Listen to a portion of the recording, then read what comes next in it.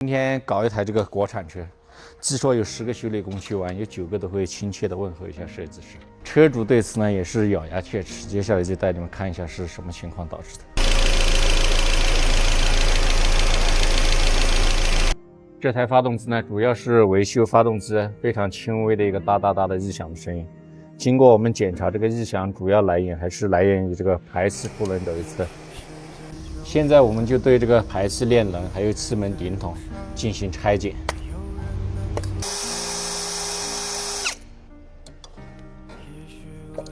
开盖前先把这些灰尘清洗一下，避免打开掉到发动机里面。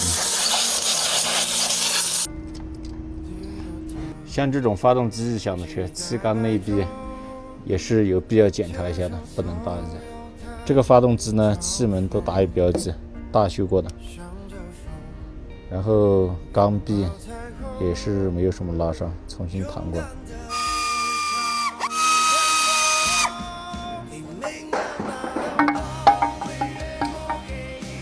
拆开以后呢，就很明显，这些链条、链轮都是全新的，刚搞过。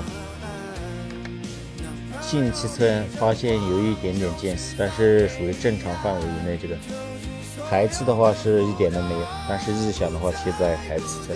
对这个轴向间隙检查，发现这个进气凸轮轴轴向没有间隙，排气凸轮轴的话轴向间隙特别大。像这种间隙的话，明显是过大，不正常。现在我们要做进一步的拆解。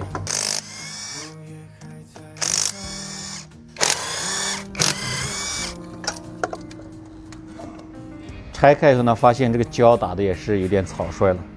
这些主供油道上面都全部是胶。这个进气轴向间隙的话，看非常正常。排气的特别大，而且这个凸轮轴已经跑到瓦盖里面去了。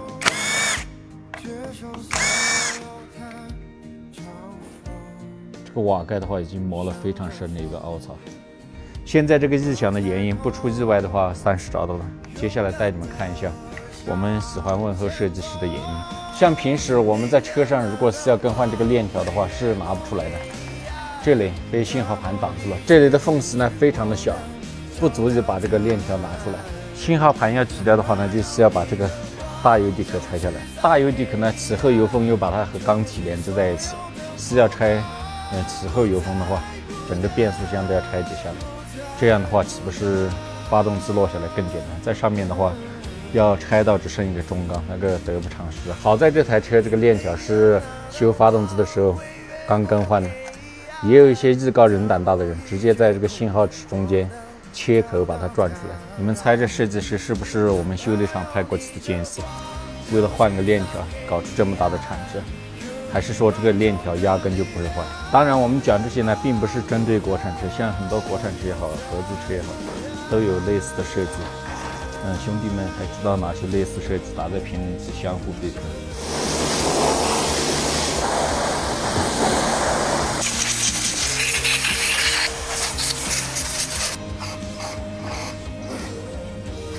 经过我们检查，像其他这些瓦盖也好，气门室盖也好，都没有任何损伤，还可以继续使用。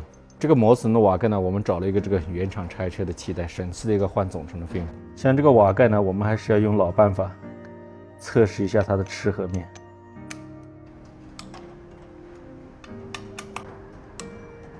打上扭矩转动2圈，现在这个就是正常的间隙了。然后拆下来检查一下它的齿合面，这个齿合的还是比较好。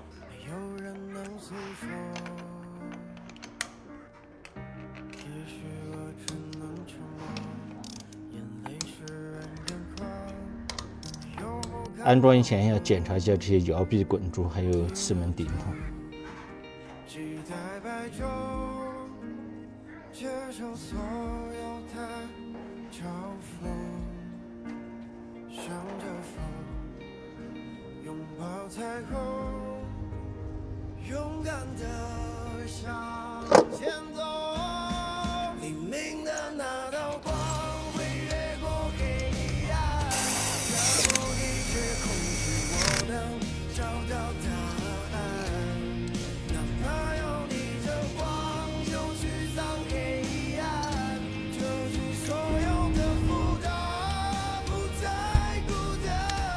这个正时点的就非常简单了，进气凸轮轴有色链接对引点，排气凸轮轴也是一样，有色链接对引点，曲轴位置有色链接对引点。也许世界就这样，我也还在路上，有人能诉说。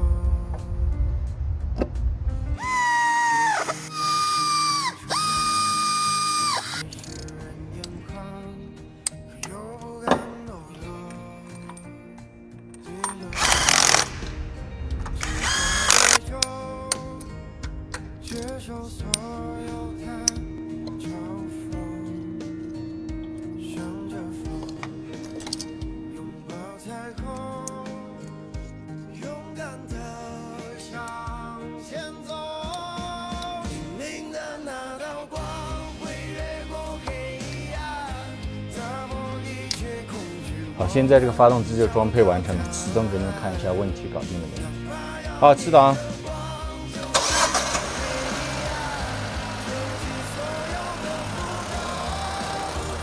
声音相当清脆，只有喷油嘴啪嗒啪的声音，没有其他异响。